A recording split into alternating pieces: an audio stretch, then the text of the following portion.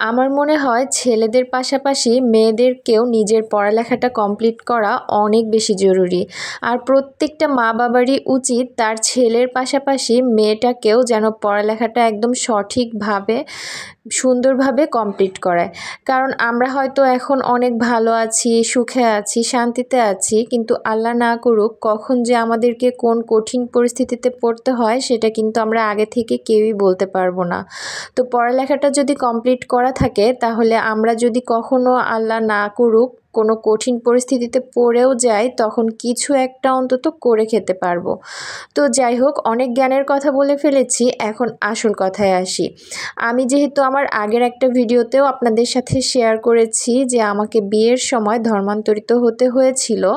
তো ধর্মান্তরিত হওয়ার কারণে আমার সার্টিফিকেটগুলোতে কিন্তু নাম এখনও সংশোধন করা হয়নি। আর ধর্মান্তরিত হতে হলে তো অবশ্যই অ্যাফিডেভিট করতে হয়, সেটা আমরা সবাই জানি। তো অ্যাফিডেভিট অনুযায়ী আমার নামটা এখনও আমার একাডেমিক যে সার্টিফিকেটগুলো সেগুলোতে এখনও সংশোধন করা হয়নি।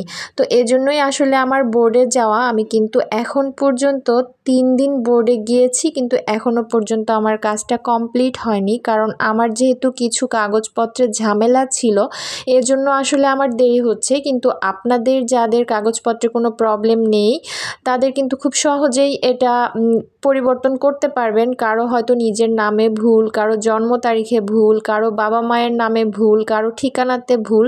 তো এগুলো সংশোধন করা কিন্তু কোনো রকম কোনো কঠিন কাজই না। আমরা যে বোর্ড থেকে পড়ালেখা করেছি সেই বোর্ড থেকে এটা কিন্তু খুব সহজেই সংশোধন করা যায়। আর বোর্ডের যারা চাকরিতে আছেন, মানে যারা বোর্ডে জব করছেন, তারা কিন্তু অনেক বেশি হেল্পফুল।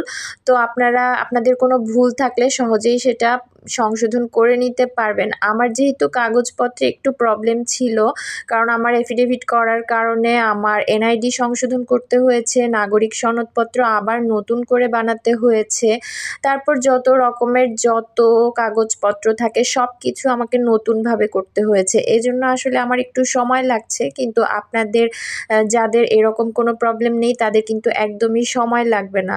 আর আমার যেখানে কাজটা 2 দিনে হয়ে যেত সেখানে হয়তো 4 দিন লাগছে, কারণ আমি তো আগেই বললাম যে আমার কাগজপত্রে একটু প্রবলেম ছিল। আপনাদের কারো যদি এ বিষয়ে আরও কোনো প্রশ্ন থাকে তো সেটা আমাকে কমেন্ট করে জানাতে পারেন। আমি অবশ্যই চেষ্টা করব আপনাদেরকে সহযোগিতা করার জন্য। যেহেতু আমি এই কঠিন পরিস্থিতিগুলোর মধ্যে দিয়ে গিয়েছি, তো আমি চেষ্টা করব আপনাদেরকেও যেন একটু হলেও হেল্প হয়।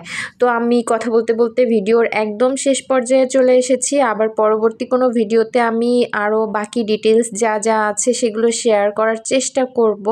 আর যারা ধৈর্য ধরে ভিডিওটা শেষ পর্যন্ত দেখেছেন সবাইকে অনেক অনেক ধন্যবাদ। আল্লাহ হাফেজ।